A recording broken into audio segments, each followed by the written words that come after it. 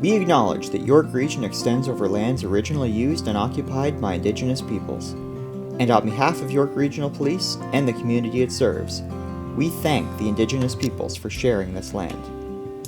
We also recognize that we are located in an area covered by the 1923 Williams Treaty, and that the Chippewas of Georgina Island is our closest community with which we strive to build a cooperative and respectful relationship. This statement of acknowledgement is offered as an act of reconciliation towards the Indigenous peoples who first called this land home and still occupy these lands today.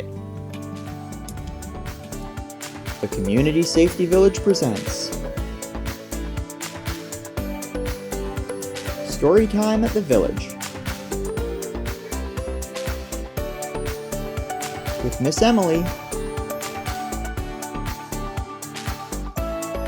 and Miss Selena. Hi everyone, my name is Miss Selena, and today we are going to be reading Impatient Pamela Calls 911, written by Mary Koski and illustrated by Dan Brown. Pamela was very impatient. She always wanted to learn new things right now. One day, she and Martin played in piles of leaves.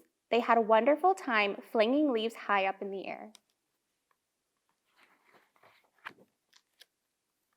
That night, Pamela's hair was full of little tree branches and leaves.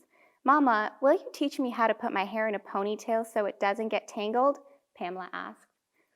"I suppose you are old enough to learn that. I'll show you tomorrow."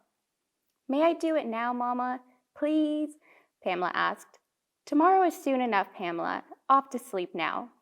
Tomorrow, I always have to wait for tomorrow," Pamela said sleepily as her cat Meow Man curled up at her feet.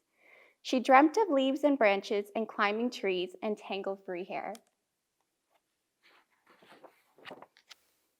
The next morning, Pamela's mother taught her how to comb her hair up, how to hold all of her hair in one clump with one hand, and how to put on the hairband. Pamela was thrilled. She had a ponytail. That night, her mother said, "I think it's time you learned your address." "May I do it now, Mama?" Pamela begged, already knowing that she lived on Rainbow Drive. "No, we'll start in the morning." With Meow Man at her feet, Pamela dreamt about addresses that rhymed with rainbow, like Stain Row and Plain Black Crow and Fainting Arrow.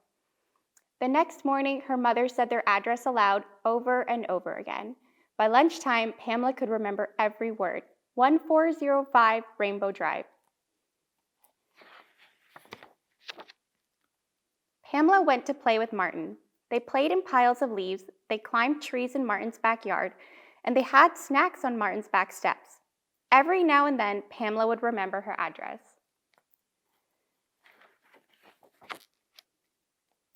Pamela told Martin her address. Martin knew his own telephone number. "Well, Pamela," her mother asked her that evening, "can you remember your address?" Pamela said her address loudly. Her mother kissed Pamela's cheek. "That's my girl," she said proudly. Pamela wanted to learn how to use the telephone. "Martin knows his own telephone number. Please, may I?" she pleaded. "Okay, Pamela, I'll teach you tomorrow." "Promise?" asked Pamela, hoping her mother wouldn't forget. "Promise," said Pamela's mother. That night, Pamela dreamt of addresses and telephone numbers and calling Martin to invite him over to play. "May I use the telephone now, Mama?" Pamela asked the next morning. "No, I need to finish a few chores first." Pamela waited impatiently.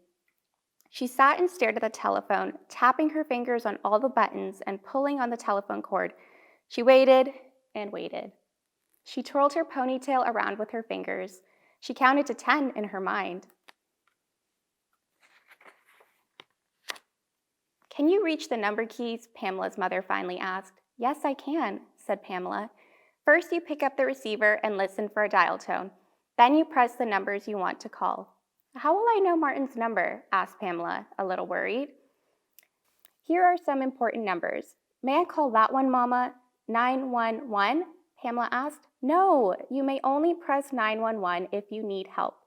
You may call Martin, though." So Pamela called Martin, and they had a good talk. That night, with Meow Man at her feet, Pamela dreamt of telephone books and chalkboards and numbers and flashing buttons. The next morning, Pamela saw a cat in the tree. She ran in the house. "Mama, there's a cat in the tree next door. May I call 911 now, Mama?" "No," said Pamela's mother. "The cat will jump down all by itself. It doesn't need help."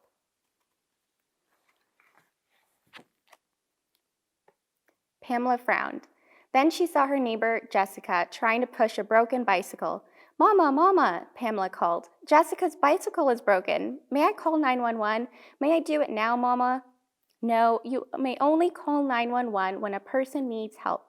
Jessica's bicycle doesn't need 911. Pamela was disappointed. She was impatient to call 911. Martin came over, and he and Pamela had sandwiches at the picnic table. Suddenly, Martin choked on a bite of his sandwich, and he couldn't make any noise. Pamela ran to her mother. "Mama, something's wrong with Martin." Pamela's mother rushed to Martin and patted his back, but he still could not breathe very well. She did the Heimlich squeeze, which helps people who are choking, but it wasn't working on Martin. "What can I do, Mama?" cried Pamela. "Call 911, her mother instructed, "and stay calm." Pamela hurried to the telephone. She pressed 911 very carefully. A woman's voice answered the phone. "911, do you have an emergency?" "I do," answered Pamela as bravely as she could. "My friend is choking and my mother is trying to help him, but he can't breathe. Do you know the address?" "Yes, 1405 Rainbow Drive. Help is on the way, but don't hang up the phone." Soon a truck with flashing lights arrived, and the helpers got Martin to breathe again. They took Martin to the hospital to make sure he was okay.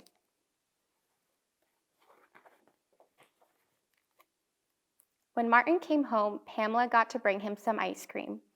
That night, when her father put Pamela to bed, he said, "It's a good thing you learned how to dial 911. "I'm so glad I knew how, Daddy." "So am I, Pamela. You did a brave thing." He kissed her cheek and tucked her in. Pamela dreamt of flashing lights and ice cream and dialing 911. Meow Man purred away at her feet.